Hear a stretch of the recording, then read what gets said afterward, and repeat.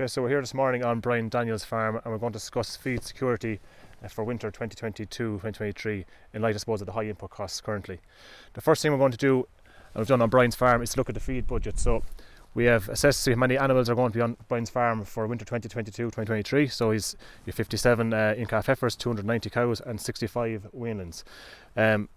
Brian has decided he wants to try to get a 4-month winter, or enough fodder to cover a 4-month winter, and you see the calculations at the end here come up at 80 for your in-calf heifers, 464 tonnes of dry matter for your cows, and 39 tonnes of dry matter for the weanlings, totalling up to 583 tonnes of dry matter required for winter 2022-2023. Okay, we'll just come back up here to this side first. In the yard currently on Brian's farm, we went in and we measured the pits to see what silage is left over. So he has just 15.6 tonnes of dry matter left. He has no bales at all left on the farm. How we calculated the pit measurements are, so what you do is your length of the pit by the breadth of the pit by the height of the pit in metres, multiply that by 0.17 and that gives you your tonnes of dry matter, 24% dry matter. If you have bales, so it's a number of bales by 0.22, and again that'll give you your tonnes of dry matter there.